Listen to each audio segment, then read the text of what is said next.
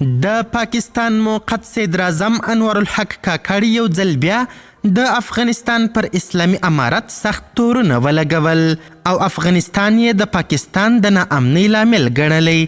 کاکړ څو ورځې مخکې ویلي وه چې د پاکستان په ناامنۍ کې افغانستان نه دی ګرم، خو نن یې بیا لیونی اوبه څښلي. دا چې کاکړ یو ځل بیا ولې تورونه ولګول، په اړه یې د افغانستان اسلامي امارت څه ویلي. که غواړئ پوه سئ نو ویډیو تر پایه وګورئ. سلامونه قدرمنو لیدونکو، مشال پریس یوټیوب چینل ته مو هرکلی کوم.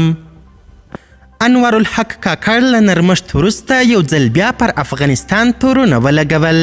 د پاکستان موقت صدراعظم انور الحق کاکړ چې د واک وروستۍ ورځې دي له نسبتي نرمښت وروسته یو ځل بیا د افغانستان د اسلامي امارت تر واک لاندې افغانستان د پاکستان د ناامنۍ لامل وګاڼه.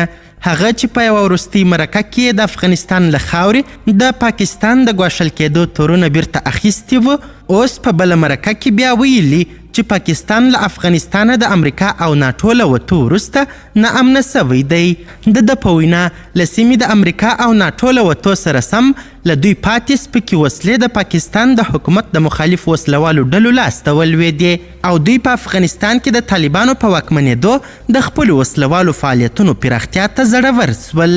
هغه له زیاتو جزیاتو پرته وویل چې افغانستان او پاکستان مشخصو او تعریف سو اړیکو ته اړتیا لري او دا اړیکې باید د دواړو هیوادونو ګټې تامین کړي. دا ونه ویل چې په مشخص ډول پاکستان په افغانستان کې خپلې نورې کومې ګټې تامینول غواړي. د انور الحق کاکړ ګڼې ادعاوې چې د افغانستان په اړه یې کړې وې وخت په وخت د افغانستان د اسلامي امارت د ویاندویانو لخوا رد سوي وې. مخکې هم د انور الحق کاکړ د خبرو په غبرګون کې د افغانستان د اسلامي امارت د ملي دفاع ځوان وزیر مولوي محمد یعقوب مجاهد ویلي وه چې د پاکستان ناامني د پاکستان خپل مسؤلیت دی، پړه باید پر افغانستان وانه چول سي.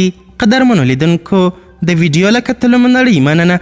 د لا زیاتو او نورو لحظه پر لحظه خبرې مطالبو لپاره زموږ همدغه مشال پریس یوټیوب چینل سبسکرایب کړئ. تر بیا او بلې ویډیو ښه وخت ښې چارې. د الله پامان.